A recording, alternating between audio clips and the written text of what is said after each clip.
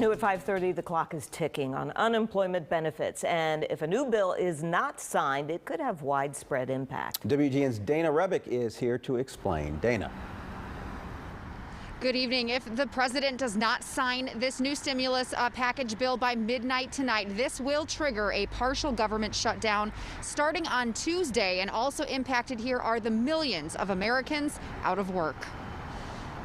It's a worrisome situation, very stressful, and you don't know what the future holds with our current situation. John Grenchik, a dealer at a local casino, was first furloughed back in March until July 1st. During that time, he received unemployment and the extra $600 weekly federal payment under the CARES Act. It was just necessary to stay enough above water. I was able to pay my bills and not go into great debt. Grenchik was furloughed again December 1st when Governor Pritzker ordered all casinos closed due to rising COVID cases in the state. The casino workers' financial future now hangs in the balance, along with 12 million unemployed Americans awaiting a new $900 billion federal stimulus package. It's toying with the hearts and the minds of people. The bill is now awaiting President Trump's signature, but he has suggested he may reject it unless lawmakers raise direct stimulus payments from $600 to $2,000.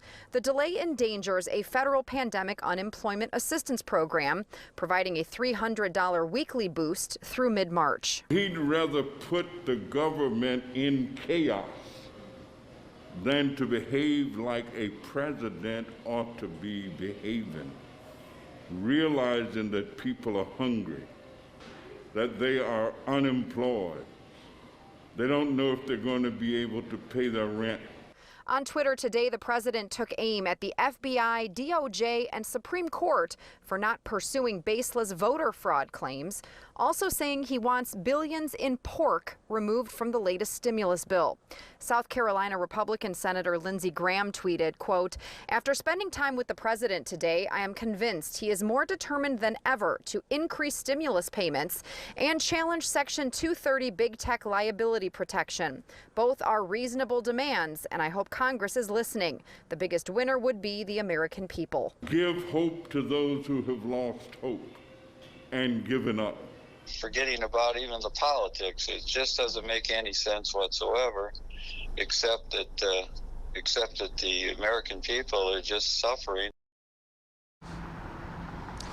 The stimulus bill, if passed, would also provide an additional 13-week extension of federal unemployment benefits after state benefits run out, and it would also reinstate the PPP Small Business Loan Program.